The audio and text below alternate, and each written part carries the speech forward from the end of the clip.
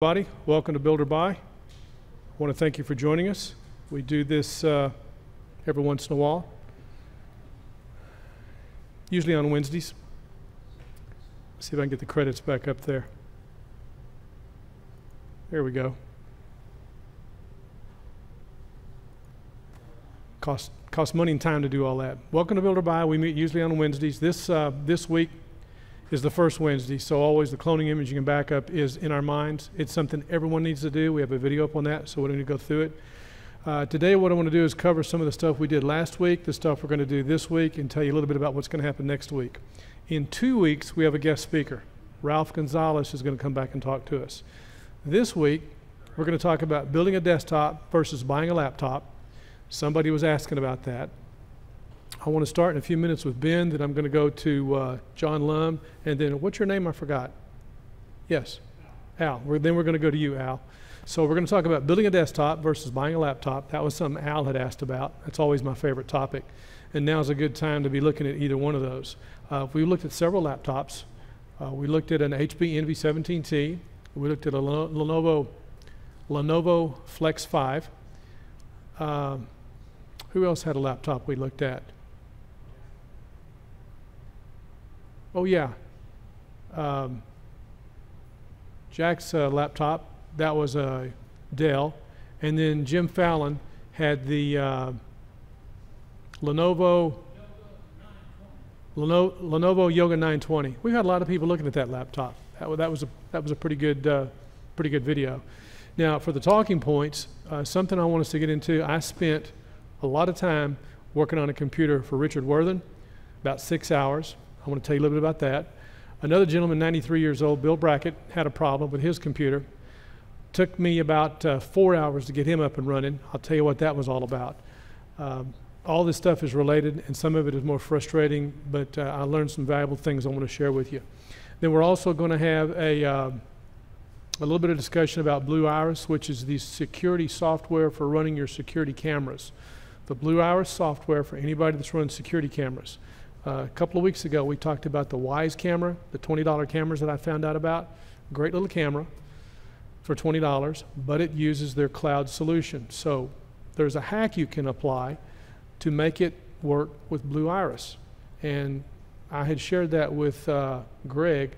And by the way, Greg's not going to be here for the next 2 weeks, so I'm going to be relying on Ben to help me run the switch for the next 2 weeks. Ray's with us today. Nick Streeter's with us. Joe Winery is not here today. Today he had to see the doctor. Tomorrow he goes to do his chemo. So everybody be sure and keep him in your prayers. And one other person very special. My mom is having a birthday. Everyone please be sure and sign the card. Mom is having a birthday on May the 5th, which is Saturday. Happy birthday, Mom.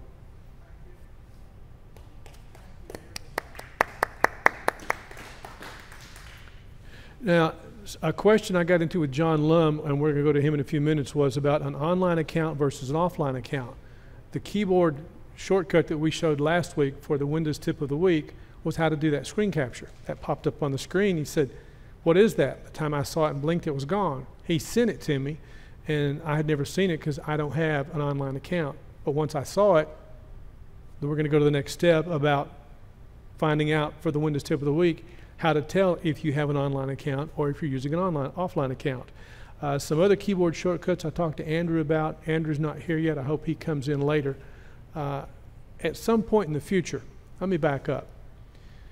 A long time ago, we had a keyboard shortcut, Windows tips, because I taught Windows 95 back when it first started. So those keyboard shortcuts that have been around forever that I take for granted, we have a page of that. I'm going to update that, and I'm going to hand that out in the future. But we're probably going to be looking at a printer, and I'll use that printer to demonstrate and use that keyboard shortcut to print out so everyone has a copy of it.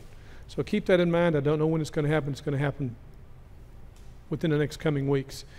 Now this month, 5 weeks. Next month, we are not going to be having a meeting next month. Ben is going to be out of pocket for 2 weeks. Andrew is going to be out of pocket for a week because of what it takes to set all this up. And I think I'm going to be building a fence. And Lou's going to be out of pocket for 2 or 3 weeks. So we will not meet in June. And since July the 4th is the first Wednesday in July, we're not going to meet then either. So I don't know at what point in July we will meet. Haven't gotten there yet. But the facilities will not be available for 2 weeks. So for us, we're going to have a vacation for June, so just to let you know about that. Now, what I want to start with first is what Ben had shared with us about why he was using that online service. We got a mic over there on Ben. And the big question with Ben was, with what he showed us, why Sling TV, why no Astros baseball? Can you follow up on that and tell us what you learned? Yeah, I contacted Sling TV, and they don't carry Astros. They don't carry sports channels. Period. Period. They buy the time, and when if they buy Astros game, they put it on Fox or the other one. What's the other one? The sports channel. ESPN. They put it on either one, but like for this week, for Astros, last night they did not have the game, but they have tonight's game, and then the next night they may not have the game. So it looks like that Sling TV will not give you a sports channel where you can get the games every night of the week that if they're played.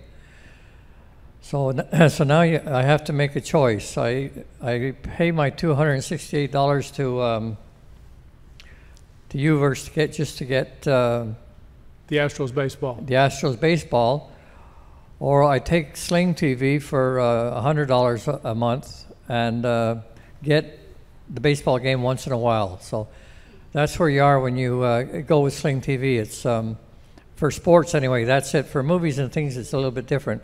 But certainly for the sports channels, they don't carry them as per se, but they do buy the rights to them, and then they'll play them. The other thing is, you never know when they're going to televise a sports channel. I asked them, how do I know in advance if you're going to put an Astros game on?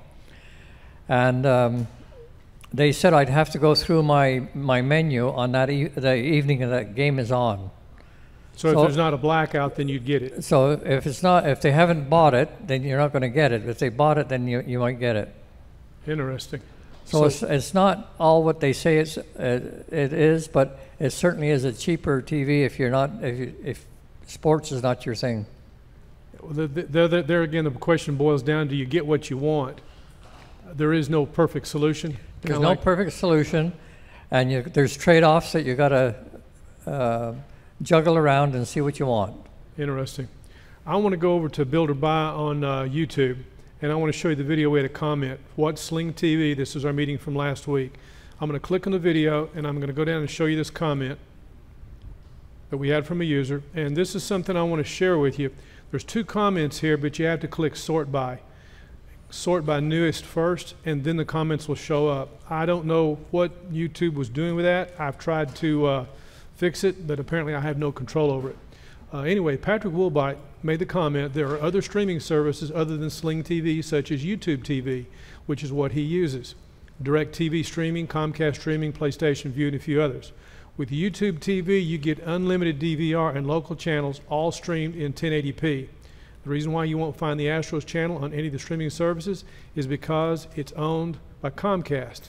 Major League Baseball TV has blackouts which cause it not to be streamed on such services, which is kind of a hassle. So I said, yes, glad you made that distinction for us. Good point. What we were wanting was Ben's experience and where Ben was at with what he was doing. And Ben still hasn't made the decision which one I think he wants. You know, you like the less expensive. You don't want all those other channels. All you want is what you want. But to get what you want, you're going to have to pay for all that other stuff you don't want. But also you pay a higher price. Well, and this is the deal about cutting the cord. There's lots of options. So it's about resource allocation and which option works best for you. And that's what Ben was sharing with us, his experiences. Now, what I thought was curious was having the DVR option. I think that's significant. But my concern about the DVR option, at what price? What are you paying now for Sling TV? I pay $30 a month. And Sling TV at $30, that was the what they call the level 2 or the Blue. The blue. I believe that Google TV is what, $40? I don't know. I got an email on that, and I'm curious about it, but it's kind of like if you want 4K, then you with one of the satellite services. Well, to get 4K to do satellite, initially it looks cheaper, but by the time I add up the channels I want, I'm not saving any money, and I'm not interested in having some antenna hanging off my building attached to my roof. So there's pros and cons. I'm still vacillating over this, just as you are. Ray was telling me today that he was having trouble with Comcast, and used to you call customer attention, and that's how you got your price lowered. They could care less. So he had another way around that. He got it to work, but he had to do some different things. Can I tell, Ray? Do you mind? You don't mind? He got an account in his wife's name. So once he got the account in his wife's name, he bought his own. Let's put a mic back there on Ray. You can tell us about it. Where's the mics? Somebody hold one up. Maybe you can borrow the one there that Ben's got. Okay, take the one John's got. Take your pick. Yes, Ray. Okay, I set up an account in my wife's name. Right. And then I went to the Comcast store. Yes. And picked up a kit to connect my modem to their line. Closer. Is that better? That's better. Okay. So they gave me a kit, and all I had to do was plug it in. They never came out, which really surprised me. So I just plugged it in. They gave me a splitter, so I put splitter on my existing modem and hooked up a new modem. I bought a new modem just because I wanted to. And you got the Eris, which one, SB8200? 82 or 86, I'm not sure. It's their top of the line. Okay. DOCSIS 3.1? Yes. But anyway, hooking up the account was real simple. I get they claim 150 megabits for $45 pre-tax. Did they say what kind of time this would be for, like for 12 months? 12 months. Okay, so in 12 months, then you'll have to deal with this issue again. At the Comcast store, they said to call about 6 weeks to 2 months before the account expires and try to negotiate a better deal. And see if they have any other options. But since it's so easy to change, I mean, they don't come out, so there's no service call, and you just plug the new one in. Did they tell you to let it sit there for 30 minutes before you did anything? No. Interesting. As a matter of fact, they were able to set the whole thing up online. And plug the new modem in and waited a minute or so, and it popped up on the screen, and I set up the new account.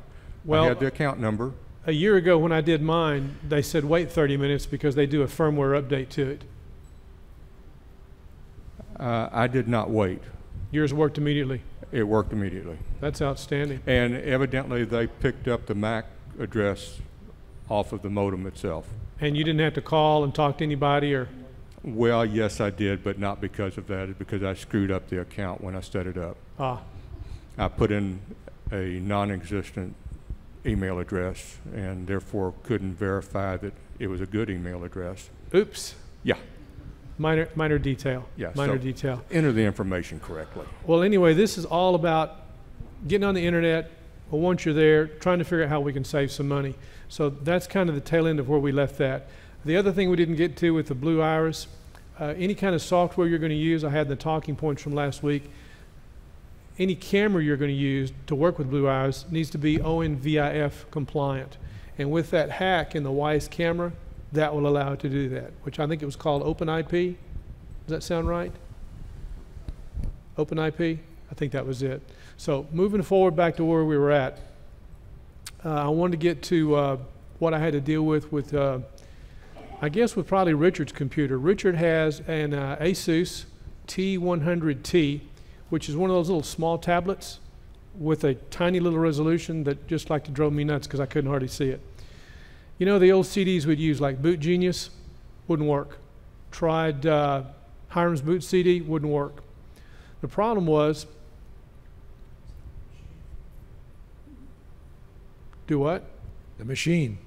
Well, what I took away from this, what I learned from this, the very valuable lesson was, we're used to doing things the old way where you had a legacy BIOS to work with. Legacy meaning you had the BIOS where you can boot from whatever. With the new style BIOS, the unified EFI BIOS, it's a completely different animal. And on that device of Richard's, we could not turn off the unified EFI BIOS to enable legacy BIOS. Therefore, we could not use the old tools we've used in the past. What that tells me is going forward, there's going to be a whole lot more people with this problem, and I imagine the rest of us with desktops and laptops. At some point, we're going to have the same issue. Now, to install Windows, it's an easy fix. But what this was all about was Richard forgot his password. So we needed to hack the account to clear out the password. The password is in a SAM file, real simple stuff.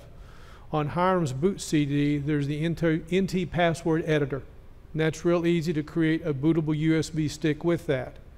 However, it only works with a legacy BIOS mode. It will not work with a unified EFI BIOS. I even use Rufus. You guys ever heard of Rufus? Rufus, you can look it up. It'll allow you to create a USB stick doing all kinds of wild things. But it won't let you do something that's not doable. In other words, you can't mess it up. It's kind of idiot proof. It wouldn't let me create the kind of disk that I thought I needed, what I perceived. The reason I spent 6 hours on the machine, I spent 2 hours trying to figure out how to get the darn thing into the BIOS.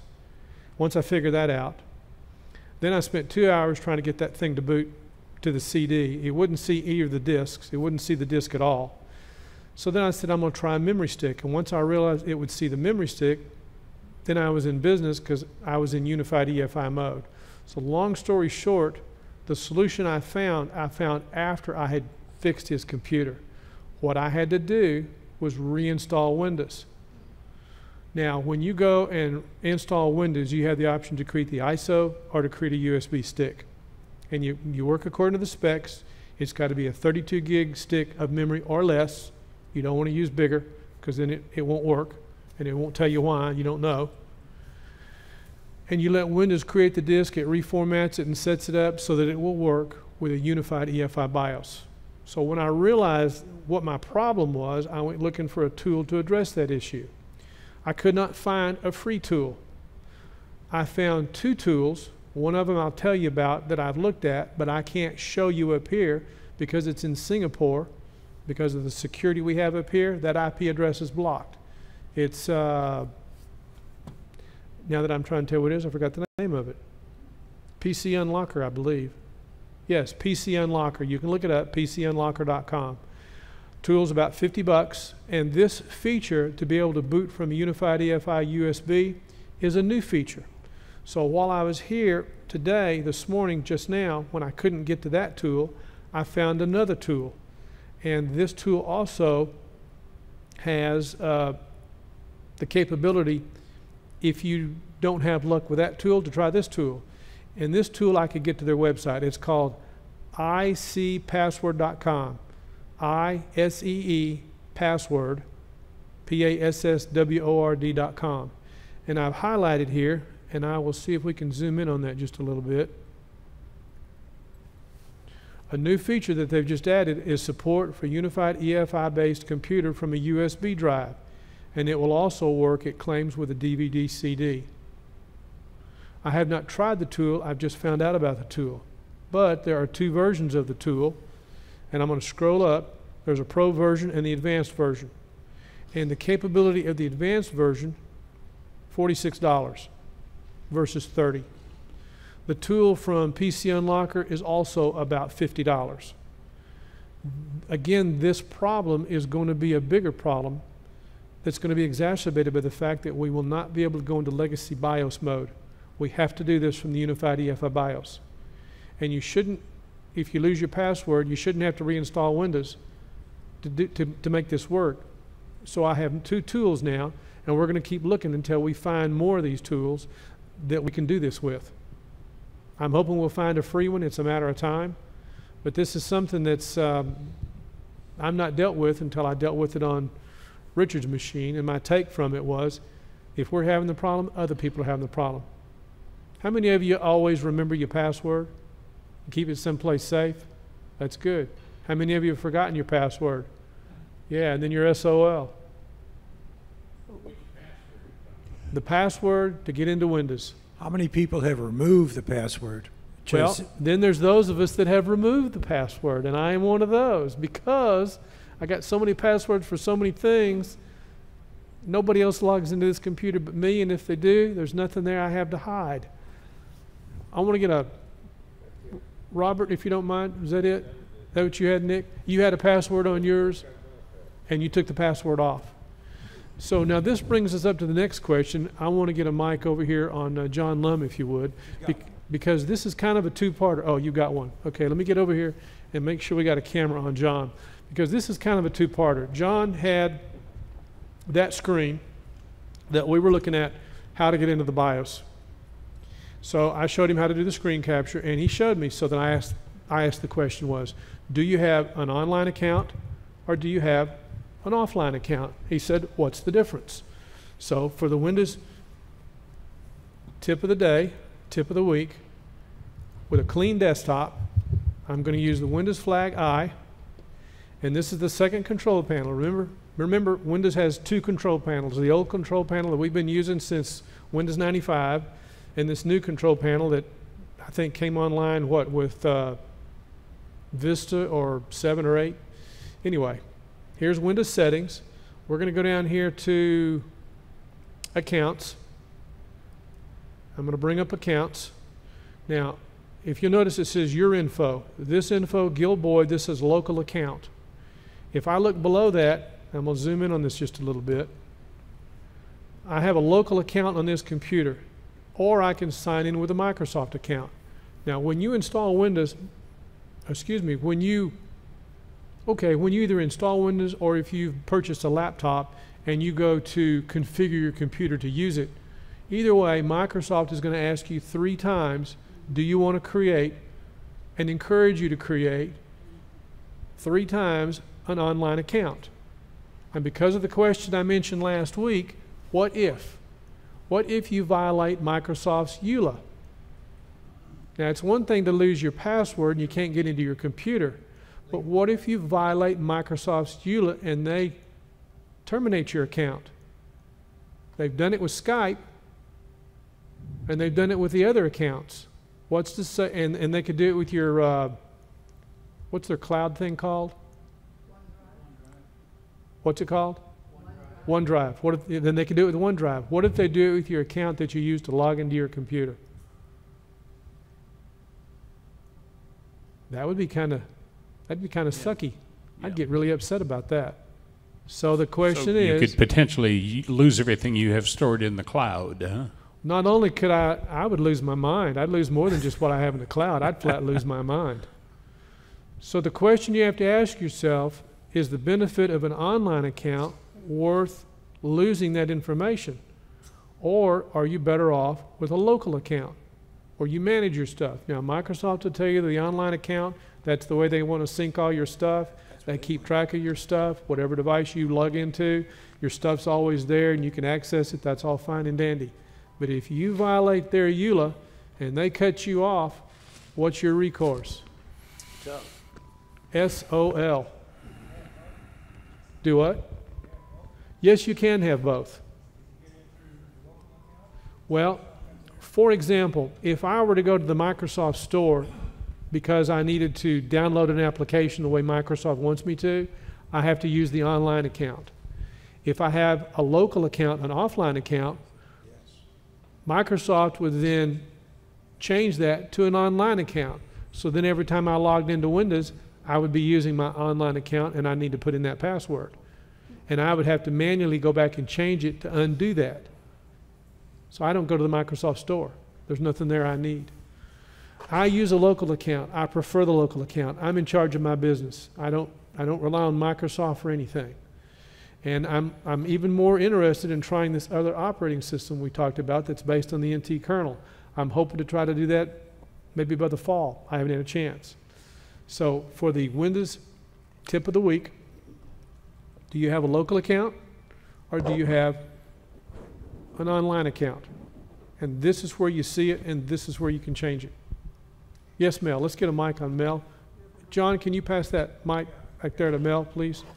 Let me get myself back there where we can see Mel. Yes, ma'am. Got you, Mel. Does it make any difference if you're trying to network computers? No. Whether no. you have a local or a online? Now, that's a great question, and no, it does not. Now, since you brought that up, I wasn't going to do it right now, but I got an email from Dwayne. Where's Dwayne? Dwayne's right over there. Dwayne sent us a link about the new version of Windows that's coming out. Have you guys heard about some of the good, bad, and the different, and the ugly? Warts and all. Okay. One thing that's been taken out that we talked about was that home group deal. I said, stay out of that. We got the home group with what? With Vista. And, Yeah. you know, it was kind of neat. It would say, if you're on a home group, there's a group here, you can log into it. If there's a printer there, it'll say, I see a printer driver. Would you like to have that printer driver? I'll go ahead and install it automatically for you. Well, it's more annoyance than anything. The reason I'm telling you about it, with the new update of Windows, that's going to be taken out. So any networking that you've got with file and printer sharing that was enabled will still be enabled. Okay. But back to your question, whether you have an online account or an offline account, it shouldn't matter. Okay, I am unable at the moment to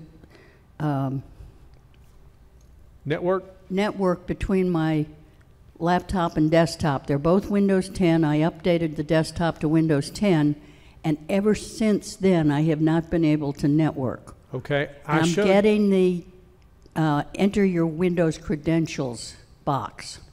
Well, that's why I showed, okay, let me back up. When you set your network is at home.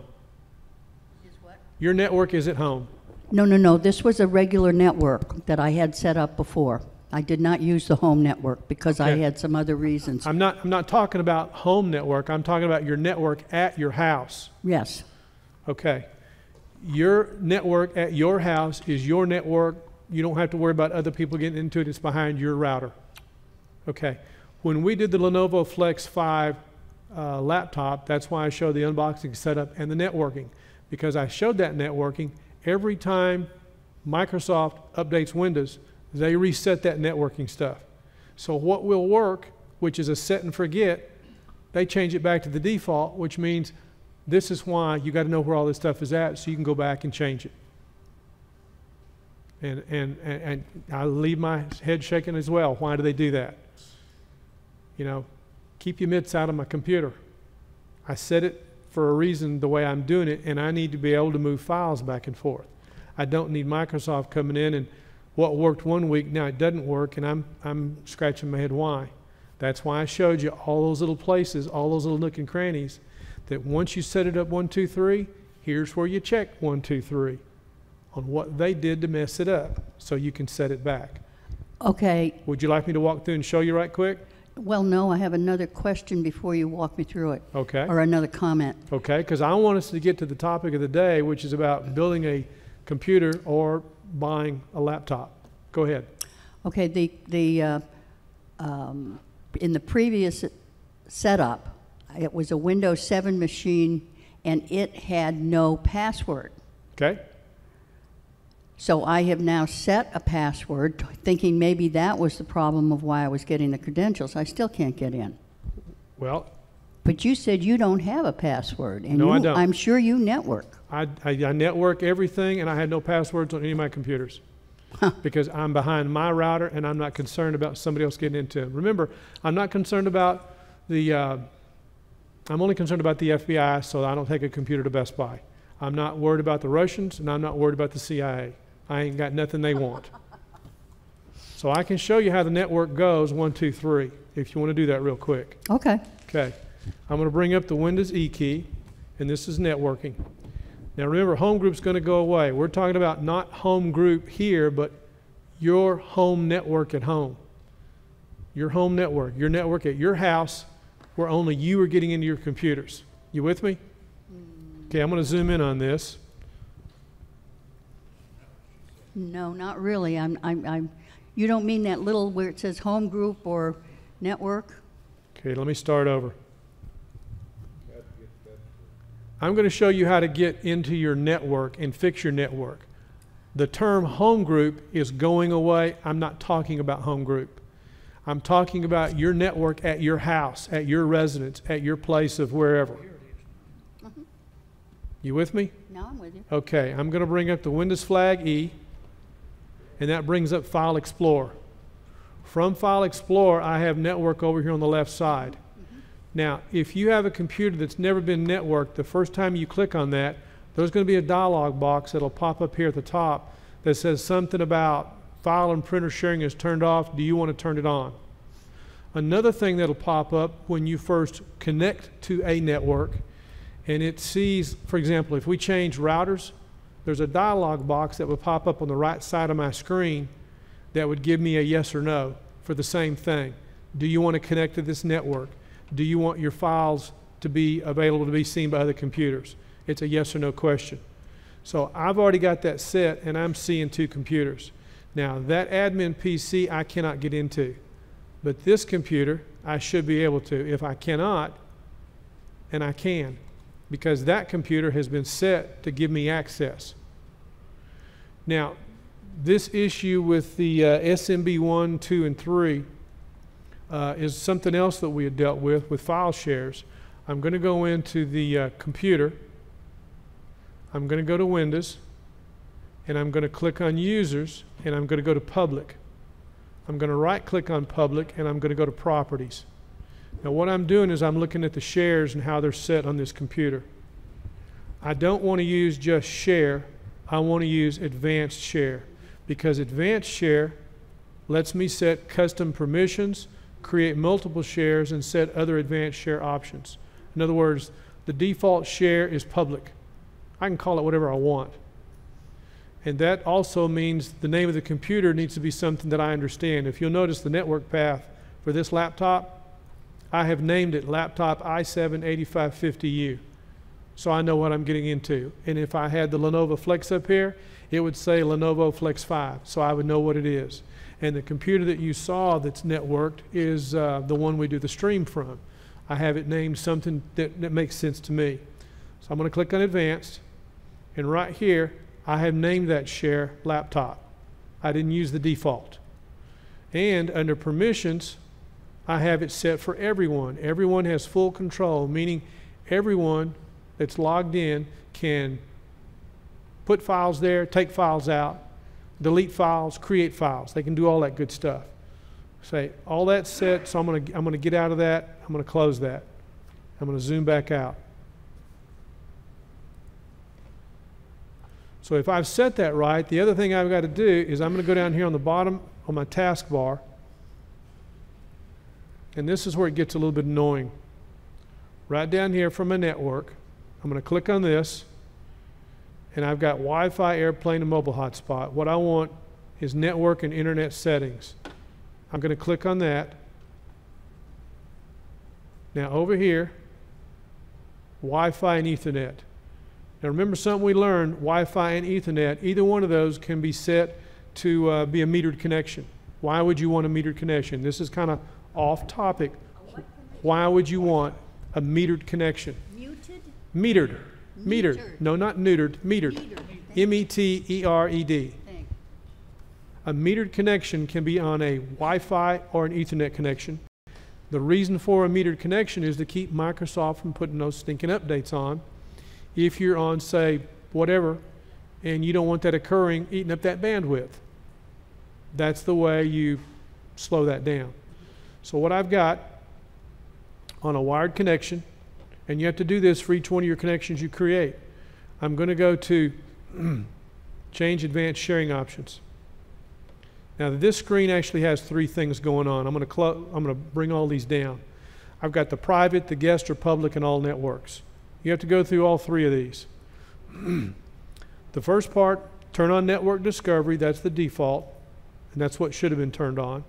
Then at the very bottom, when I scroll to this, you say OK, it closes it.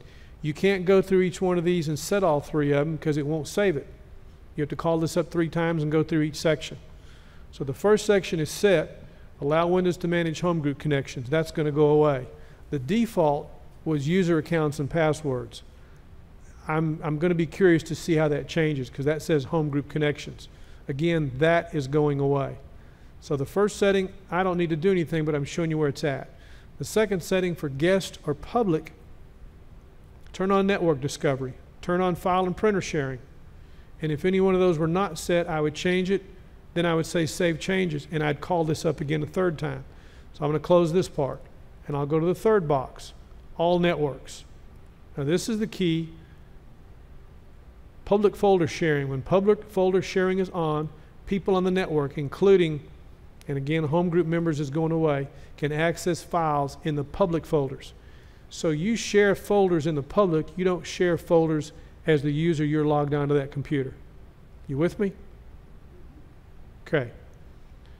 So turn on sharing so anyone with network access can read and write files in the public folders. Now if I turn that off, I won't get access to it. You can also do media streaming. We're not going to deal with that. We're just talking about file sharing and printer sharing. Now here is where file sharing connections. It's more secure with what they're talking about. Windows uses 128-bit encryption. Again, I'm not using a password, so that doesn't matter to me, but that's the most secure. I'm going to leave the default. Right here is what you've got to turn off, password protected share. You don't have to have a password on that computer to get access to it. I don't have passwords on my computers. That's an annoyance for me. It's kind of like a long time ago, I tried RAID. Been there, done that. A long time ago, I tried passwords. Been there, done that. There's nothing on here that nobody else. First of all, they got to get their grubby hands on it. Second of all, they got to get access to it. But they've got to get behind my firewall. So if I'm behind a couple of routers, good luck. So I turn off password protected sharing, so the shares that I've set, I know where I'm going. I'm on my network. I'm looking at my computers. Now, if I go somewhere else, all this stuff's turned off. And if I know I'm going to be someplace mobile, I'll even turn off my public shares so nobody can see my computer. So you will If I go somewhere, you will turn off these manually by going back through that, turn off, turn off, turn off 3 times? I do. Okay. If I want to be absolutely certain that nobody can get into my computer, if I'm on a connection that I don't trust, know, or understand who else is in my vicinity, I'll turn all that off. Okay. But I go through this 1, 2, 3. Now, everything I've showed you, everything we've gone through, everything we've done, when Microsoft updates and they're getting ready to do it, it's going to start happening this month, they're going to turn all this back to the default. And I have to go back and reset this. Setting up a router is set and forget. Setting up a network is set and forget. But because Microsoft keeps monkeying with the house, I have to go back and fix this every time. And I do this for other people as well when I'm trying to set their network up. Now, if you want to do the account thing where you log on with a password, you can do that. But if it's set for that, that computer has to have a password. You've got to have a guest account on the other computer. If you've got that kind of stuff, you need that kind of security, you know. You can hack a laptop with a USB drive, so keep your data someplace safe. So does that help?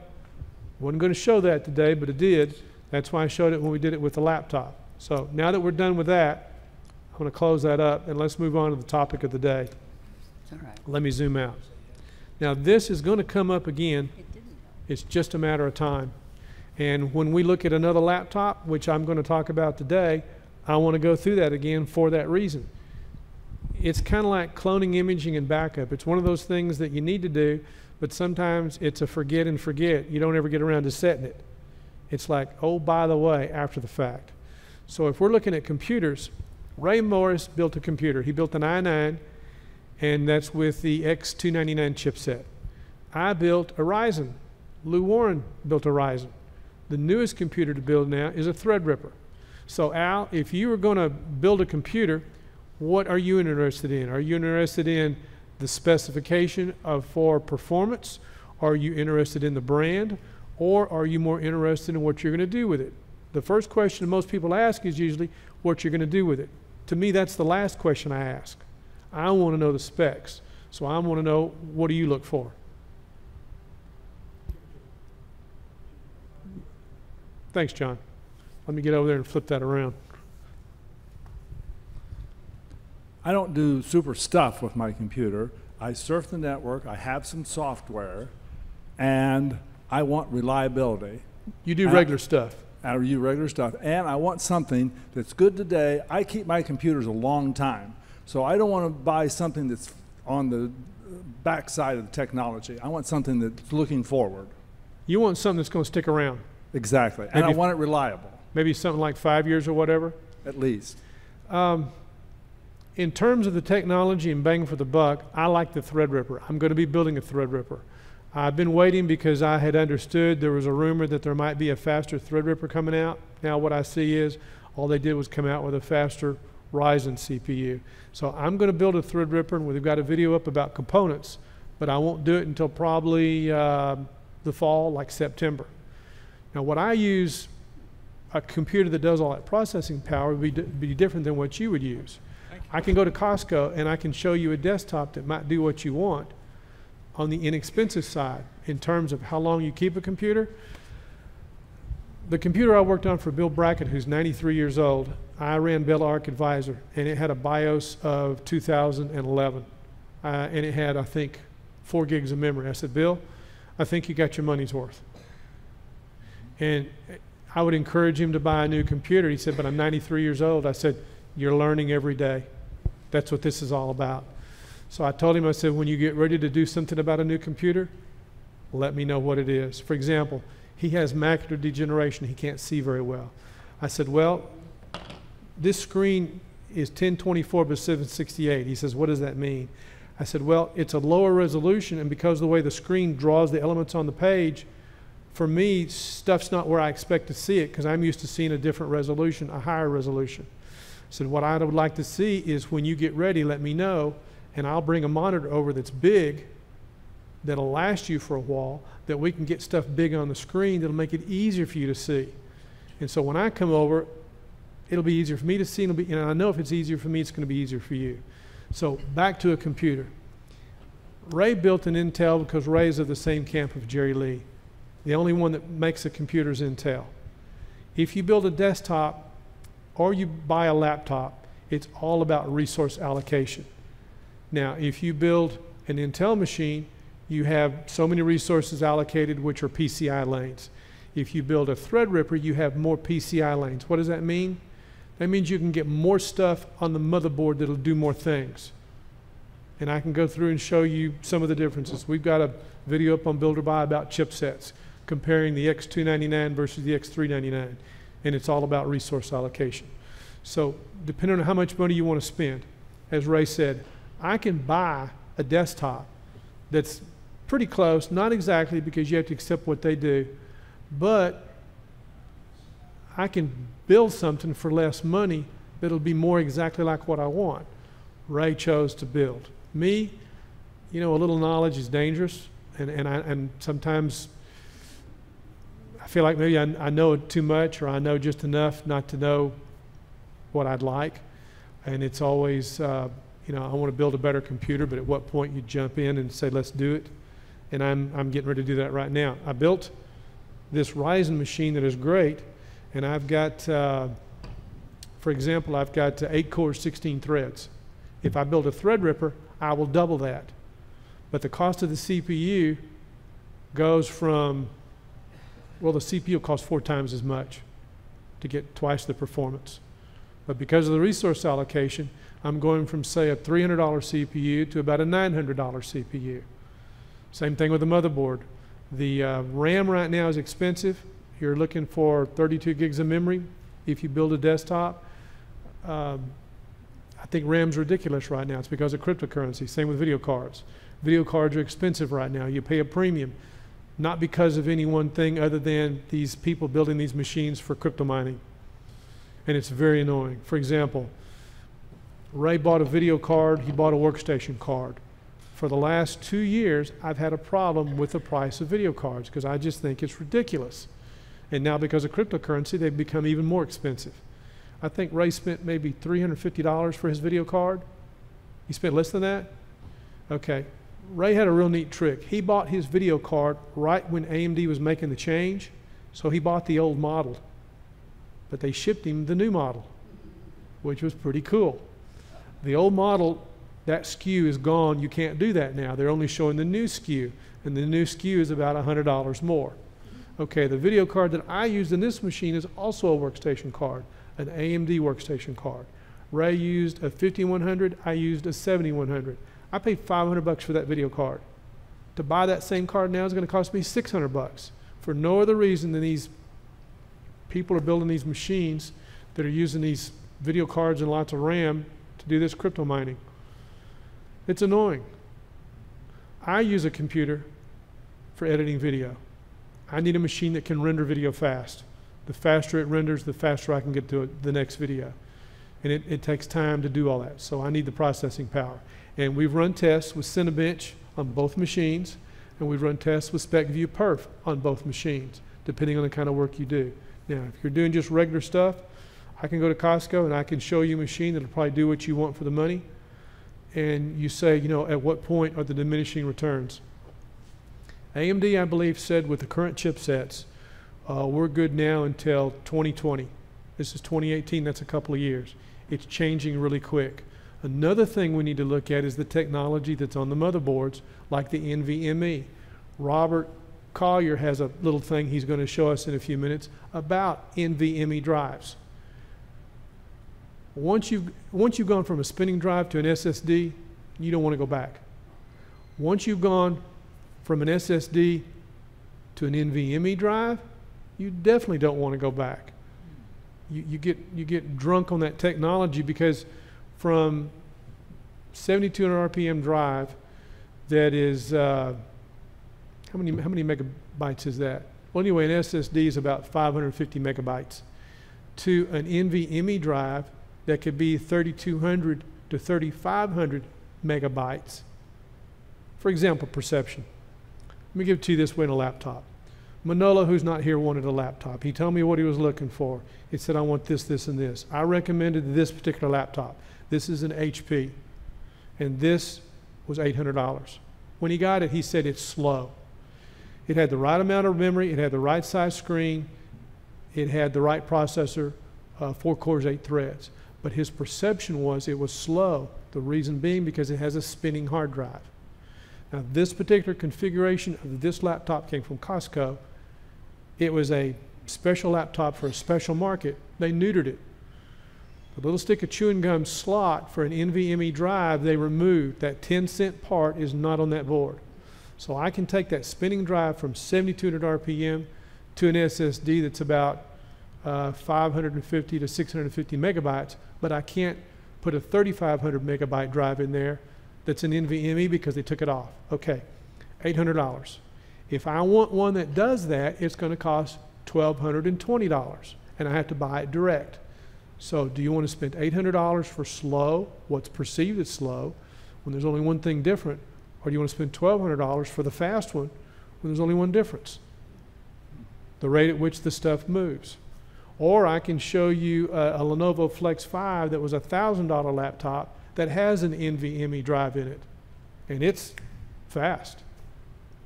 So once you've gone there, you don't want to go back. Now, if you buy a computer, you're going to be figuring out, is that in there or not? Some of the companies are not real clear in sharing that information with you. For example, this HP laptop, it took us a while to figure out that that stick was not there. Even after interrogating the machine, testing it, we finally got the skinny from somebody who actually called HP, and HP said, no, it's not there. We ran a scanner from Crucial. Crucial says, oh, this will take it. We'll guarantee it. Well, they may guarantee it, but if the slot's not there, it's not there. So there's options, there's trade-offs, there's resource allocation. There is no perfect.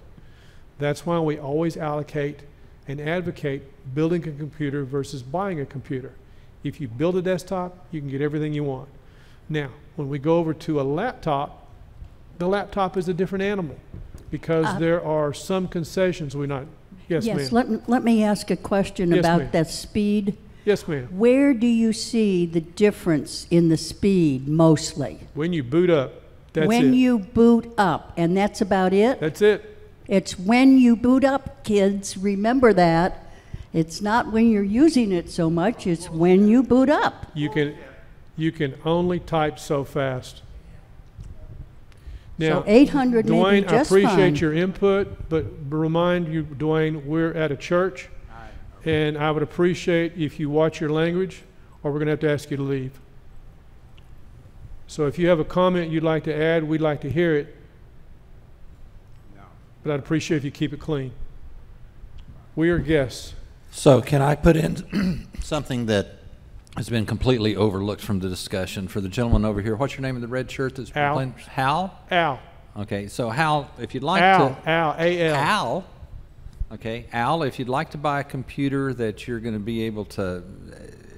It's going to be current 4, 5, 6 years from now, forget it, because there's not going to be anything that's going to be current after about 18 months to two years. Let me remind you that it hadn't been 6 months ago since we learned that there was this deep flaw with almost every processor that's been on the market since the last 15 years, where the processors actually anticipate what you're going to do by remembering some of the stuff you've done in the past. And that's deep within the processors, and those guys that are making processors are busy rewriting these processors from the ground up right now. And this is not the first time this has happened. This has happened before. So any processor that you're going to put in a computer today is going to be completely out of date in 3 years anyway, if not sooner. If you can get something, I think, for 3 years, you're in pretty good shape.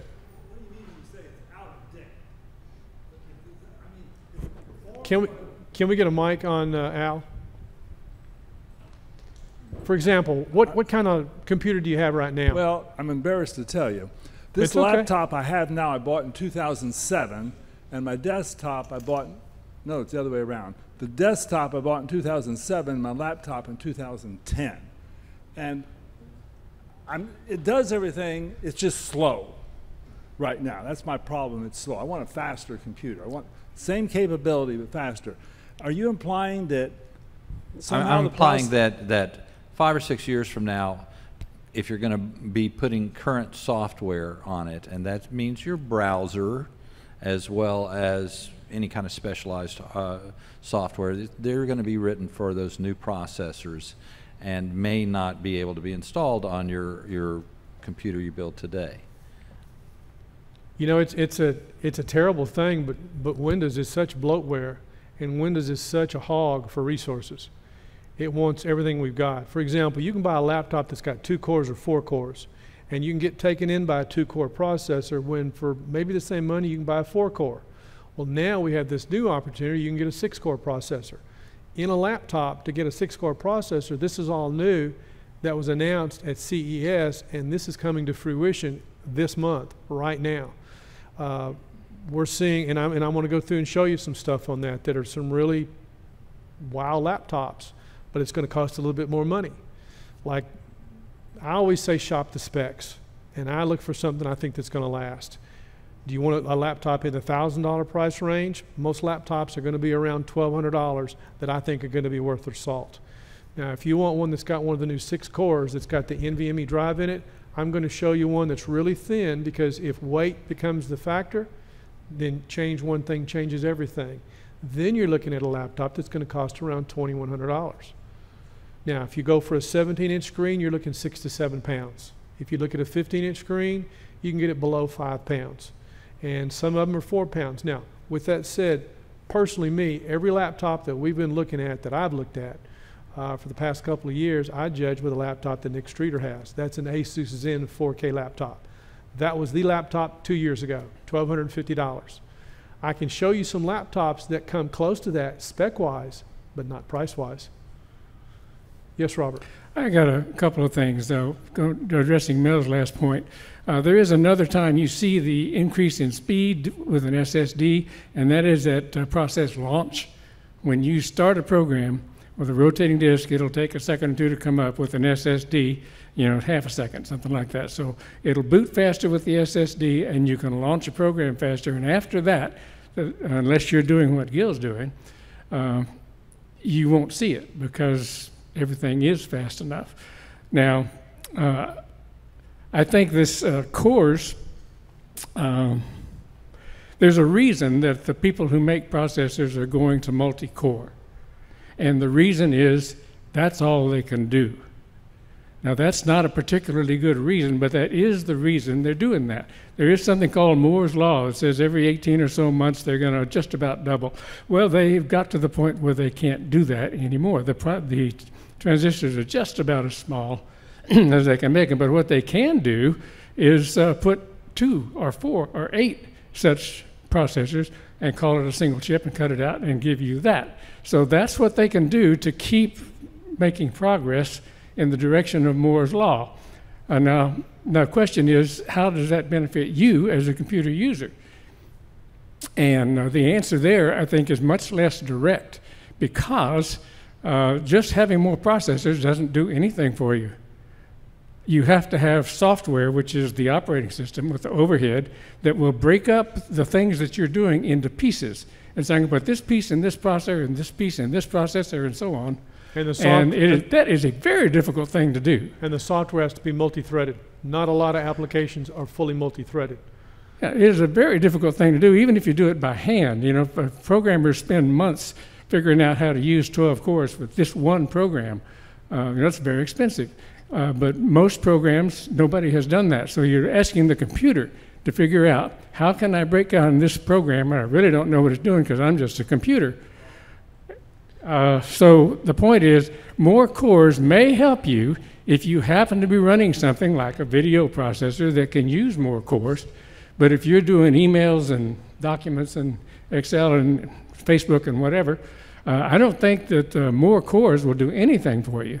They're there because that's what the manufacturers can do and still claim that they're following Moore's Law. But that does not mean that you're getting anything better for your dollar. Now, Great. You may be, but it'll depend. I think typically the answer would be no. Whatever that benefit is from going to 2 or 3 or 4 cores, that's it. And 6 or 8 or 12 cores after that, I don't think that there's anything there. And you'd have to set 2 computers side by side and compare the same thing to see them. But you can't buy a one-core computer anymore, so that's, no longer worry about that. But I'm not sure, and so I'm not making a positive statement here. I'm not sure that you're going to get any benefit to have 6 cores over 4. So I would mind, if I was doing it, I would be very careful before I spend more money on more cores. Well, like he said, it depends on what you're doing. Remember a long time ago, we always said about every 6 months, it's a good idea to do a clean install of Windows. One of the reasons was that to clean all the junk out to speed the computer back up. That's still kind of a good idea sometimes with Windows. Sometimes Windows Update itself breaks, and we've had to clean up Windows. So doing a clean install is an easier process than it used to be. Right now, NVMe is the edge of the technology for the fast drive, and I have read some documents that claim because we're at the edge limit of that, we're getting ready now to make the next leap. There have been a couple of missteps with some of that technology that's on motherboards for desktop computers that you will never use, where they were trying to enable an interface, but they never came out with the devices to hook into the interface. And because of resource allocation, you wouldn't use it if you could, because it shuts down all that other stuff. Ray, you had a comment? Yeah, I've got 3 computers at my house that I may sit in front of. All desktops. All desktops. All 3 computers that you built. Yeah, well, Melanie built one of them. Okay. And she lets me sit in front of it every now and then. Hers is I think it was a 4-core. I believe so. And it did have a hard drive in it, or a spinning hard drive, and she started complaining about that because it was real slow. And where it was really noticeable was when it would wake up. You'd sit in front of it, you'd wiggle the mouse, hit keys on the keyboard, and you'd wait and you'd wait. And then finally the screen, everything would come up and you could do something. And it really, when you look at it and you time it with a watch, it's not that long, but it seems like it is. It's the perception. Yes. Now with the 6-core processor, I'm running 2 SSDs and running RAID. I think your 10 cores down, your new one you built, wasn't it? No, hold on. Okay, I'll hold my horses. 6-core with SSD in RAID, it wakes up much faster. Now, when did you build that machine? Oh, I don't know, 7 or 8 years ago. It's hard for me to believe it's been that long. But it's still just as fast, or almost as fast as the new one that I built. Almost. Almost. Now the new one, it's, I don't know, a couple of months old now. And he has some technology on this board that didn't exist back then. Right. And that's the NVMe. Yes, and with that one, when I wake it up, if I walk in to the room where it is and I hit the mouse, it's awake by the time my behind hits the seat. So, you know, it's much faster. I don't have to sit there and wait, even though with the others, I don't really wait that long. It doesn't, at the end of the day, it didn't make any difference, the amount of time that I had to wait, but I just don't like to wait. Now the next question is, what did Ray build that machine for? For investments. Yeah, and I didn't need that much machine for investment, but I wanted to have bragging rights. Yeah. Now see, when I built the Ryzen, I built that for the processing power of editing video. When I build a Threadripper for the same thing, as much processing power as I can get to edit video with. Because if I have an hour video and it takes 2 hours to render, that's terrible, because you multiply that. If I have a 30-minute video, it takes an hour. Whereas if I have an hour video that can render in an hour, what if I can get a video that would render in 30 minutes? That's my goal. That's what I'm after. Yes, Jim? I wanted to say something about not video, but still pictures. Yes.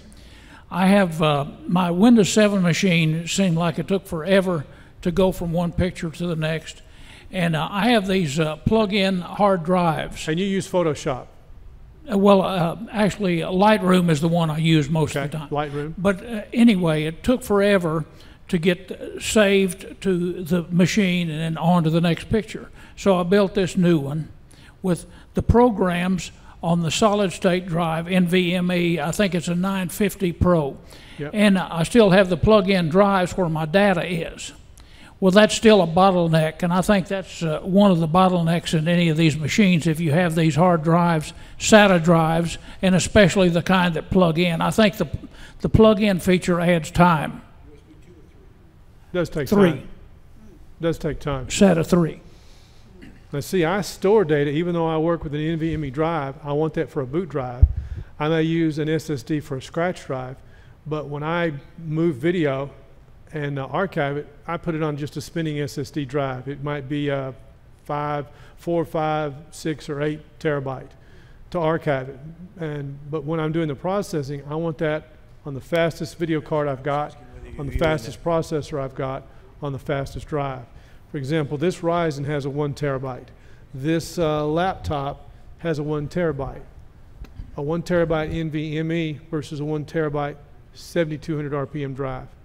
Now I've got SSDs in the SSD recorder, so when we do this meeting, I can record the meeting and have a copy of it off. Yes, sir. The comment Jim made about this SATA 3 drive, he's using a USB 2 connector. Wow. No, he's using a USB channel 2. If you're using USB 2, then that's where your problem is. No. He's using a USB 2 connector on a SATA 3 drive. Why? That's what you said. We get a mic over there. Remember the name of the old plug-in modules, NWin, right. Only the one I like is a different brand of that, and you can plug a raw drive into SATA. Okay, I'm not talking about USB. I know about them, and I've used them for other things. Is a SATA connection. you can plug SATA drives. You can plug a raw drive in if you set it up with not the one he's talking about, but a different brand. I don't remember what it is. Removable racks. Yeah, a rack. Yeah. I've seen those. So what I'm going to do is let's go to Costco, and I'll show you some stuff that they've got. Because when it comes to buying or building components, I like to get, there's places I like to go to. If I'm looking at something already built, I like to look and see what's available. Costco is clearing out the shelves, and they're clearing out some of the stuff online. For example, that 32-inch monitor we have looked at in the past that a lot of people were interested in, is gone. It's out of the stores. It's not in stock on the website. I think Costco is getting ready for some of the new stuff that's coming out. For example, I want to go to Costco, show you some of the stuff that's there, but then to show you the new stuff based on CES that's coming out, I want to show you that new 6-core processor, and we'll go to B&H and see what's available. We can also compare and look at that at Newegg, because Newegg seems to be getting some of the stuff first. So I'm going to set myself down here, and I'm going to bring this up, and I'm going to go over to Costco first. Now, my favorite place to go to Costco to buy electronics, stuff like this, you want to look at a laptop or a desktop first? First laptop. Okay, we'll go to a laptop. What I like, and this makes you really, really work at it, what I like and what I didn't like at first, but now I appreciate, you don't have the granularity, but you can look at something quick and dirty and then do a comparison. So if I were looking for a laptop, what's the first thing you want? Are you interested in screen size? Are you interested in processor? Amount of RAM? What would you want? Well, I do want a microphone. Can we get a microphone on? I do want a 15-inch screen. Okay, a 15-inch screen. Now, you say a 15-inch, you don't want a 17. Not particularly. Okay. You know, it's always curious. I have a friend, Melinda, she's interested in a laptop. She wants to wait for one of the new ones. And I said, well, you know, I'm not particularly fond of a touchscreen. She freaked out. She said, I wouldn't know how to get around with anything but a touchscreen. I said, yes, ma'am. I'll keep looking. So we're going to look at a 15-inch. Now, what's the next thing that you'd be looking for? Memory? Close. Memory? Memory. Well, I'm not big on memory, but as far as I think I want 16 gig. You know, that's a tough thing, because with me, I want 16 gigs of memory. The way I look at it, I want a computer that I can buy that's ready to go, that I don't have to upgrade. But I would like the option to upgrade it if I choose. Now, the ones we're going to look at, the processor will support either 32 or 64 gigs. The question is, depending on how the vendor has built the computer, if it'll support that particular upgrade. Most of these that have 16 can be upgraded to 32. I've not found too many of them that, even though if the processor supports 64, that you could actually do that without doing some research. Now, there are 2 or 3 laptops here with 12 gigs that if you had to try to get by, but there again, I don't want to have to upgrade it. And the configuration with memory, it could be 1 stick of memory, it could be 2 sticks, I don't know. But if I've got 16 gigs of memory, I think that's plenty good for most laptops for business use. So we've got a 15-inch screen, we got 16 gigs of memory. The next thing we'd be looking at as we run across this, I'm going to take this and go this from price low, and I want to say show me low to high. I want to see the less expensive, because I want to know how inexpensive can we get before I find what I'm looking for. Okay, $700 for a Dell, $900 for an Asus, $900 for a Dell. If I go 3 at a time, looking at these first 3, let me zoom in on this. My first choice would be this third one, the Dell. It's got a 512 gig SSD. One of the nice things I like about Costco is when it deals with a Dell, if there's an NVMe drive in there, they will tell you. The other brands, you got to dig, you got to find out. So we know that's at least an SSD. If you look at the Asus, it's $900. That's 128 gig SSD. For me, as a rule, I want that first drive to be 256 gig or bigger. I'd rather have one 512 than to have a 256 and a 1 terabyte, but that's just me. So I wouldn't mess with the first one. I wouldn't mess with the second one. I kind of like the third one. So let me zoom out. Let's see what else we got. This last one here, an HP Envy X360, that's $100 off. I would discount that because that's got 128 gig. So this third one looks pretty good. Let's keep going. $950 at the 2 terabyte hard drive. That's going to be a spinning drive. I can't see it. The next one has a 512 gig SSD. It's also got 4K. It's also got a GeForce 940. That kind of piques my interest.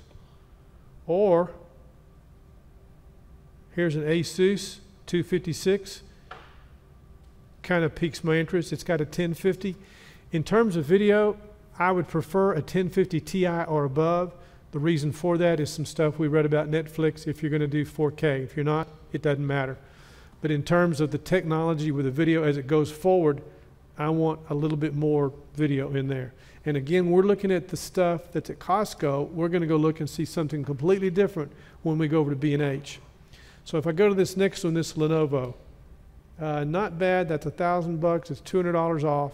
So you got a 1 terabyte and a 256.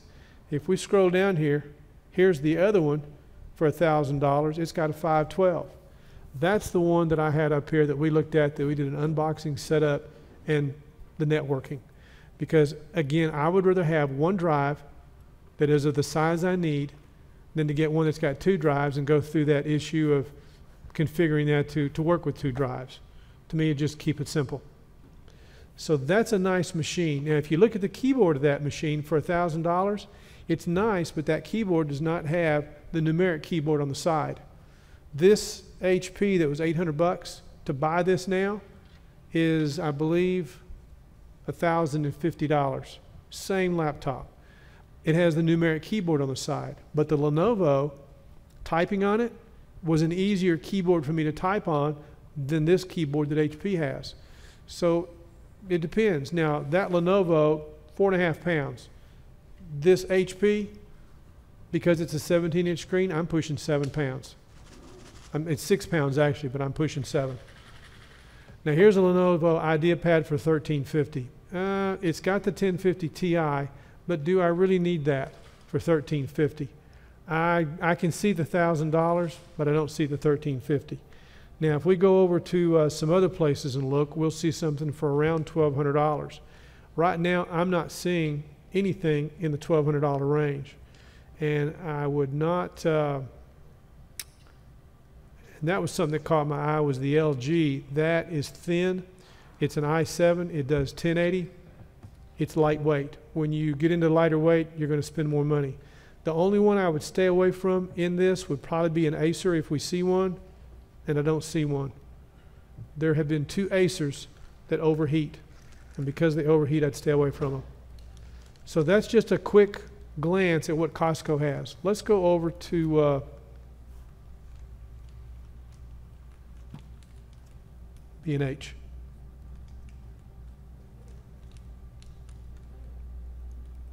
BH Photo Video. Now I'm going to go grab the processor so I don't have to type this in, and I'm looking for an 8750, which is the new one. Because if I'm looking for the new one, and of those others, I need to go back and look at the processors and see if it's a 2-core or 4-core. I want a 4-core processor. I don't want 2-core. And there are some laptops up there that are 2-core. You got to watch it. For example, I believe it's the 8550, which is what I have in this HP Envy. It's 4 cores. I'm okay with that. But if I'm going to buy a new laptop, for example, there's 2 ways I can do this. I'm going to cut to the chase, and I'm going to look for an MSI GS65. This particular laptop has about 5 different configurations. One configuration is already available, which is the least expensive, and that's this one. This has an 8750 6-core processor in it. I've clicked on it. I'm waiting for it to come up. Okay, I've got 6 cores in here, 16 gigs of memory. It's a 256 gig NVMe. I would rather that be a 512, but for $1,800, why the heck is that so doggone expensive? If you notice the keyword in there, thin, the thickness of this, closed, the thickness of this is less than the height of a dime on its edge. That is thin. That's what you're paying for. Not only is it thin, but if we look down here in the specs, we'll check the weight, and everything matters. There's several things here that are going to be really interesting that I'll point out. 82 watt hours, so you should get about 8 hours out of that battery. But the weight on this, 4.14 pounds. LG has a laptop that was over at Costco that has the 15-inch screen that you were interested in. I think is lighter than this. But this is one of the lightest I've seen. The laptop that Nick Streeter has is around 4.25 pounds.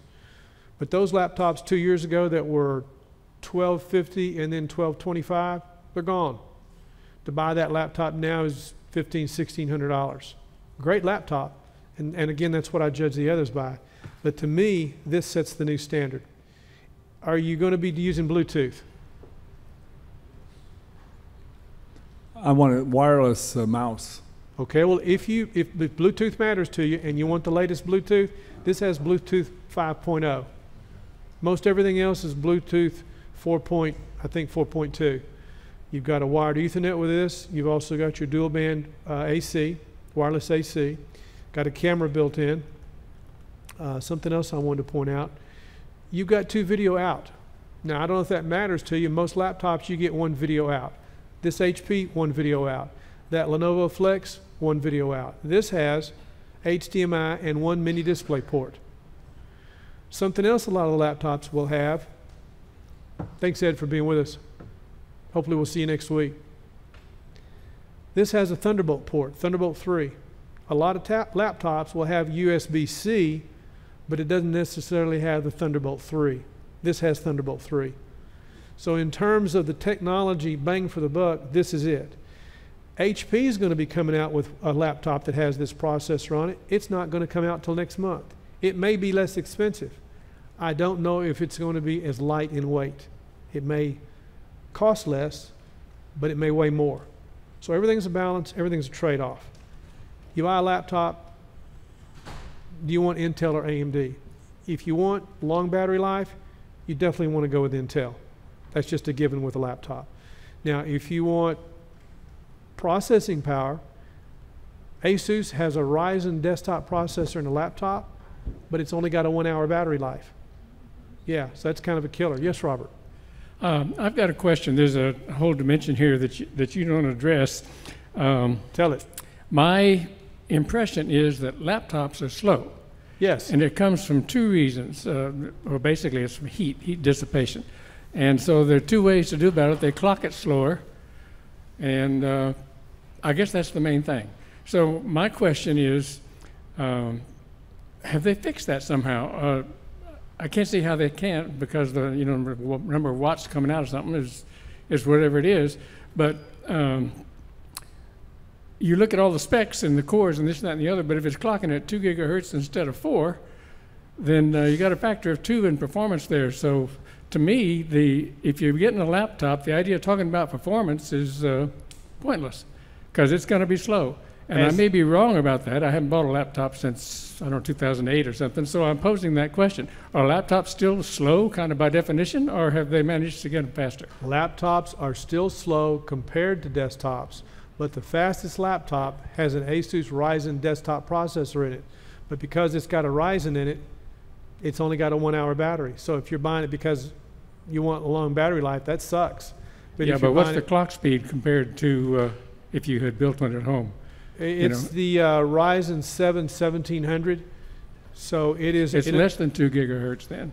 I'd have to go back and double check on it. Okay, well, anyway, that's my point. If you look, that's the spec you don't ever mention, and I think it's fixed for all of them. You're probably not going to find a 4 gigabyte laptop, 4 gigahertz laptop. Nope. But you can certainly build one. Yep. And so, if you are at 2 gigahertz instead of 4, then you need to realize that you got a laptop. Why did you do that? You're going to carry it around? I have a laptop, and we'd take it on trips.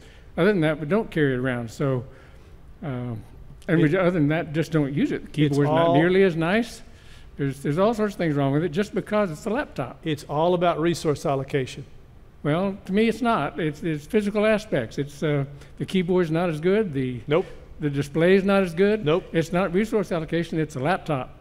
But if you're going to be carrying it around, if there's some reason you need a laptop, if you've only got 2 square feet of desk space to put it in, then okay, laptop makes sense. But you need to make sure you know why you got a laptop. Well, this friend Melinda that I told you about, she's looking for a laptop. She does not have room for a desktop. She needs something that she can carry with her all the time. And as Dwayne has pointed out in the past, they throttle those down. The reason they throttle them down is for the battery life. Intel has done the best job of throttling everything down. Now, if you take out a spinning drive, that's one point of a slow point that is also a heat point. If you put in an NVMe drive, that is as fast as you can get. If you can have an NVMe drive in a desktop, you can also have it in a laptop. It's the size of a stick of chewing gum. Price-wise, it's a little bit of a premium, but once you've had it, you don't ever want to go back. So there's always trade-offs. There's always resource allocation. But what I wanted to show you was what's available now, what's coming down the pike, and the newest thing is this new 6-core processor. You're going to be seeing more of it. That was a result of what we saw at CES. And this particular laptop, when I saw it, I said, wow. If somebody asked me off the top of my head, and I went through this, Mom asked me the other day, said, you know, if you were going to rate laptops, which one would you go for first? I like Asus's the Asus #1. I like the HP #2. Which one would I go for #3? Probably go for Dell. MSI would not be one of my first 3 choices. But if I'm looking at this with these specs, I'm looking at MSI, which is ironic because the Asus Ryzen that I have on my shoulder is with an MSI motherboard. I've never had any experience with an MSI laptop, but I'm looking to get my hands on one of these. Now, this model I'm showing you that's $1,800, I'm going to back out of this, and I'm going to show you the other configurations. Of the, let's say roughly about 5, there are 2 changes that they make in these. One is the video that's on there, 2 is the SSD. This one that is $2,500, it's got 32 gigs of RAM. I'm not advocating it, I'm just showing it. It's got 32 gigs of RAM, a 512 gig NVMe, and it's also got an upgraded video card in there. Most people probably don't need that. Now, if you're looking for something with workstation class, this might be exactly what you want. But for me, for bang for the buck, I would either look at this $1,800 one, or I would look at, let's see, the 2100. There's another $2,100 one if I can find it right here. This $2,100 one. The reason I know is the video. This has a GTX 1060. Now the other model has upgraded video, and you're going to pay a premium. You can either get a GTX 1060, which is 6 gigs dedicated memory, or you can get a GTX 1070, which is 8 gigs of dedicated memory. Why would you need higher end video? If you need the processing power, like what I'm going to do for editing video, and there's a couple of articles up on RedShark that talks about someone doing just that with a laptop. Kind of blows my mind that you could edit video with a laptop. Now, to me, this would be bang for the buck. It's the secondary video, it's a 1060. I could use, this machine could replace the desktop machine that I use when I put the graphics up. And the graphics that I do, first of all, rendering video. The video, I'm not doing CAD type video. If I were doing CAD renderings, it would change the specs for what I'm doing. But because I'm rendering video like this live video, that's done by the processor. The video card processes the graphics. For example, if I put this up on screen, those kind of graphics, in real time, the video card's doing that. So I could use a laptop to replace what I'm doing with a desktop. Now, this desktop is still more powerful than the laptop, but what I would use the laptop for in this process, to do that with, to put that graphic up, that laptop can do it. It's got the processing power. Because when I create a graphic like that, it takes about 1.5 seconds to render, and then I can put it on and it'll render. Same thing within the video. When you're rendering video, you have a preview window you look. If you're using the right kind of video card, which is a workstation class card, you'll see that preview window of video in real time. That's the processor doing that. But the graphics that overlay, like I just showed for this live video, anything I do as an overlay on that video, the video card is doing that. And that processing of rendering is a big deal. Some video cards, if you don't have the right card, you can't see it in the preview window. You only see it after the video's been rendered, after it's processed. But if you've got a video card that'll show that in the preview window, you see everything in real time, so you see how it plays out. It makes work a whole lot easier. This laptop can do what we do up here at the meeting. This laptop would not replace what I do editing video, but this laptop will do what we need to show graphics on screen while we do the meeting. So then I would have something that weighs 4 pounds versus something that I knocked my back out about a month ago picking this sucker up. It's liquid cooled, it's a beast, I love it, but it's a bit of a bear to bring up here every week. The laptop would work for that. So it's like, what do you use a laptop for? What do you use a desktop for? There's an example. That's what I'm looking at. So in terms of processing power, here I've got an $800 laptop that lets me get on the internet and breeze the internet. This technology is changing so much all the time. And this thing that Robert Collier is going to show us about the NVMe drive, that's the next bottleneck. If we go take a look at a motherboard, like at a Threadripper, if you want to see something like that, I can show you some of the resources and some of the stuff that's on there that we will never need, never use, never get around to, is still there. But because of resource allocation, they never came out with the devices because again, resource allocation, it became obsolete. So NVMe is the big thing right now.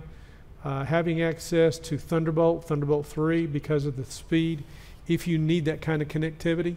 Now you say, like Ray, I wanted bragging rights. Some of it's bragging rights, some of it's actual processing power. But you know, some of this stuff boils down to how fast can you type? The main machine that I use right now for doing email, let me back up. I use 3 computers in my little work group. I have one computer that does just capturing. That's all it does.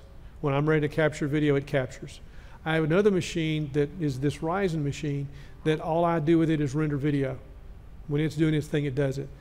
Then I have the third machine where I do my communications, email, browse the internet, that kind of stuff. I built that machine at the time as an upgrade, as a stopgap, because we were still on the FX processor from AMD. It was before the Ryzen came out, probably 6 months prior. And it was a technology that they had updated the motherboards with the FX processor to give us access to some of the new stuff, like sticking the M.2 drive on there. You could put an M.2 on the motherboard, but you couldn't get the speed because the chipset couldn't do it. Well, when I built that machine, if I'd waited 6 months, then I could have built something better. But I needed to do what I did then because the other one was getting too slow. There was a time when we built computers, and I wish Joe was here to tell about it. We were using new chipsets because the old chipsets were being changed so quickly. I think we were going through new chipsets like about every 45 days and having to change. That's been a while. The technology's changing. Everything has a life. I want something that I can build or something that I can buy that will give me what I need in the box right now. In terms of a laptop, I want something that I can upgrade, but something that I don't have to upgrade. Because there's going to be that window of opportunity that if I choose to upgrade, at some point, I'm going to move out of that opportunity. For example, the machine I just told you about that I do email on, it uses DDR3. The previous motherboard that used that same FX processor was DDR3. When we built the Ryzen, DDR4. When Ray built his new i9, DDR4. Whole new animal. The new laptops, there are some laptops that are still using DDR3. But if I buy a new laptop, I want to make sure it uses DDR4. And what I would suggest is, for example, this processor. I would right-click on that, highlight it, and then go do a search. Whether you're looking at a 4-core or a 6-core or even a 2-core, I want to know what the processor is capable of, because what the processor is capable of and the way the manufacturer implements it could be completely different. In other words, let's just take a look at this. The i7-8750, it launches Q2 2018. which is right about now, 14 nanometer, 6 cores, 12 threads, shows the base frequency, the macro, shows the cache, the bus speed, shows the wattage. But what I want to know, right there, that processor will support 64 gigs of memory. Now, what's the What's the implementation by the manufacturer? There's DDR4, strictly DDR4, 64 gigs.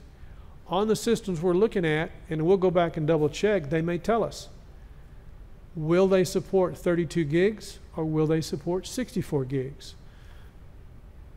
The CPU will support 64 gigs, but how did the vendor implement it? Now, I'm not saying I'm going to put it on there, but I'd like to know if it's possible. So I'll zoom back out. All these little things I think are worth knowing. So we'll go down here. We've got 16 gigs of DDR4. Let's look at the specs. Right there. Maximum memory capacity, 32 gigs. Okay, I'm okay with that. Even though the CPU will support 64 gigs, the vendor has set it for 32. Now, if you look at their user replaceable 2 8-gig sticks, so I've got 2 slots in there, I've got 16 gigs. If I want to upgrade that to 32, I pull those 2 8s out. There are other laptops that may have 2 sticks. One is occupied, meaning one would be with 16 gigs, and the other slot would be open. If that matters, I want to know it. Well, it could matter. Typically, both sticks should be a matched pair, but you know, you can tell what the rules are, and you'll hear someone like Dwayne who says, well, I've got it, and I put a stick of something else in, and it works. So there you go. All these little things, the vendors are getting better at telling us this stuff because we've been asking about it. Is this a chipset limitation? 32 there? No, the chipset limitation, this would be the implementation by the vendor, the way they've said, this is what you can do with our laptop. So that wouldn't necessarily be a chipset limitation. That's the vendor's implementation of the chipset. Because the processor will support 64 gigs.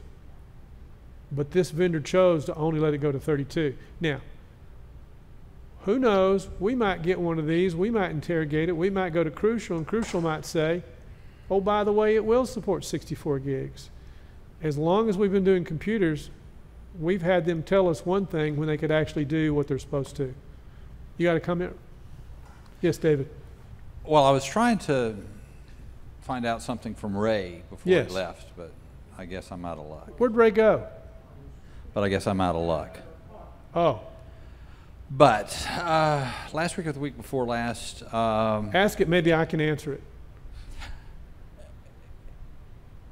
I was under the impression he bought Windows 10 from this software company, Oh, I'm glad you asked that. I got some stuff to share with you about that. SCD Key. Yeah. And... have you bought anything from them yet? I haven't, but I wanted to ask him in particular how he bought it.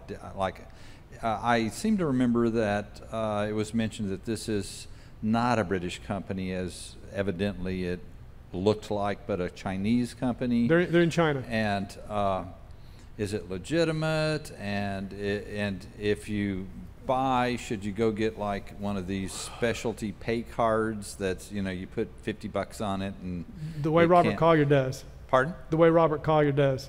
Is that the way Robert Collier does? Yeah, that's what Robert Collier will do. He'll go get one of those cards that's good for a specific purchase. A what? Just get a special number. Right. You know, it's an interesting question. Or you can go to Visa and get just a special number. Okay. I'll tell you what's... Yeah, but let me... I'll share with you my experience. What kind of experience did you have? Did you have any problems? Well, I haven't, but I was planning on doing that. Well, I mean, I've had 2 experiences I can tell you. Let me go over to SCD Key. I've got a link up here on it, I think. Let's see. Yeah. The URL you want is scdkey.com/software.html. Let me zoom in on that. If you want to buy from these folks, it's scdkey.com/software.html. I'm going to give you an example. When I went and worked on Bill Brackett's computer, Bill's 93, he called and said, I can't get on the internet. So I'm thinking, okay, you can't get on the internet. That could be a lot of things. So I was ready for bear. I went with a laptop because I think, I'm going to have to check his internet. I don't know. He's got UVerse. Is his cable modem messed up? Is his computer messed up? I get over there and I'm looking at the computer, and we're at the point where it says, what kind of account do you want to create? Do you want an online account or the offline account? Like the question we asked that John Lum was looking at. So what I realized was he told me the backstory. He'd had one of those cryptocurrency viruses that had locked his computer with ransomware. So he calls AT&T, and AT&T told him how to reinstall Windows. So he had a clean, formatted hard drive, and he was at that point where we had to do the screen. So 4 hours got him back up online. I got him set up with Malwarebytes, with a license direct from Malwarebytes, so he wouldn't have to worry about that kind of stuff again. But then I also set him up with a security software. And to answer your question, to bring all this together, as we look at this page, I'm going to show you from my personal experience. I've done this twice. I'm going to go to security software. And as it relates to this program, Kaspersky, let me zoom out just a minute to give you a little bit better view of what we're looking at. Let me zoom out a little bit further. There are 4 possible ways to buy this particular program. The first one, out of stock, which is a global key. Then there's a distinction, and I'll show you why and a reason. If you don't purchase the right thing, it's not going to work. And to make the wrong thing work, you would have to install a VPN, because I dealt with this with a friend in South Africa once. We were trying to purchase, which is out of stock, the Kaspersky Internet Security for one computer, global key, 1 year. Wasn't available. We ended up having to purchase the 6-month global key. Now, if you look down here, there's also a European Union key. If I click on one of these with the European Union, which is either Kaspersky 3PC or Kaspersky 1PC, 3PC is a better deal for the money for $25 versus $20. He only has one computer. We only need 1 copy. Okay, I'm going to click on this for 1 year, for 1 computer.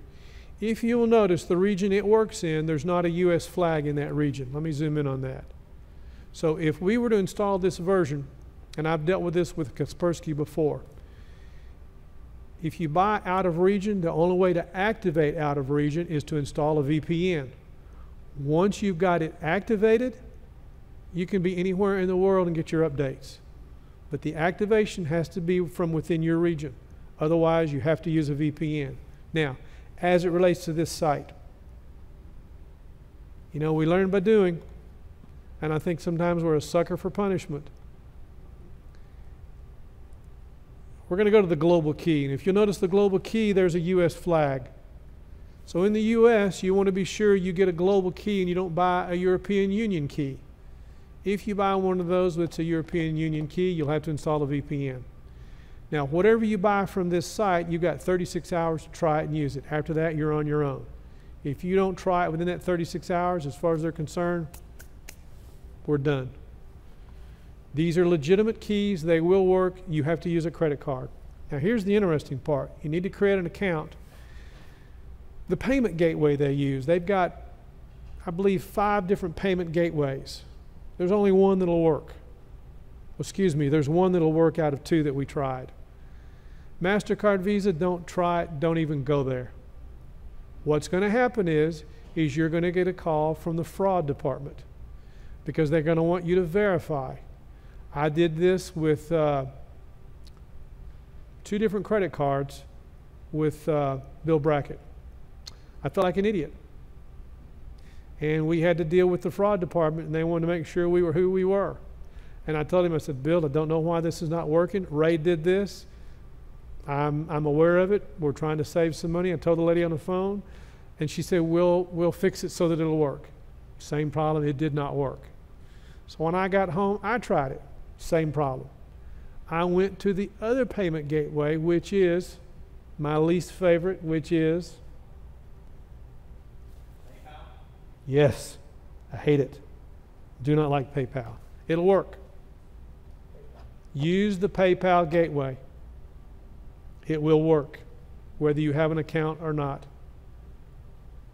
Whether you have a PayPal account? Yeah, you don't have to have a PayPal account to use the PayPal gateway. Do what? Then you can use MasterCard or Visa. Yes. But don't use the MasterCard Visa gateway.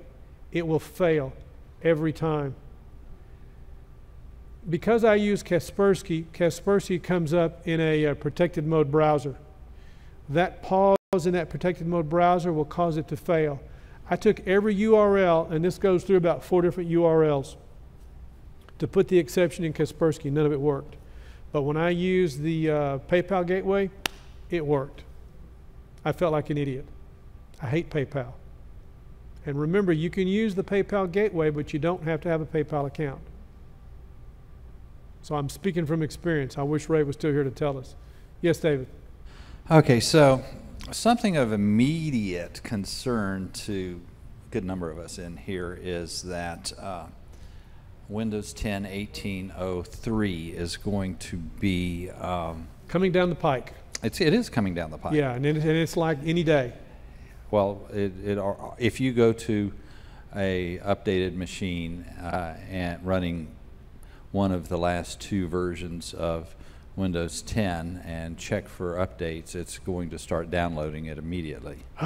Okay, if your machine meets certain if it meets the requirements. Yep. I've had a couple of incidents with people in the last couple of weeks. With their computers, I'm going to say freezing up, with or without their knowledge of an update going on, and it's not just going to 1803, but also to 1709 from, and it's not just Windows Home. As you'll remember, Windows 10 Home doesn't allow you to defer either quality updates, which are the things you get all the time, or unless you're on a metered connection. Unless you're on a metered connection, or on the or the feature updates, which are equivalent to the updates we used to do when we went from Windows Vista to Windows 7 or Windows 7 to 8 or 8 to 10. But from now on, the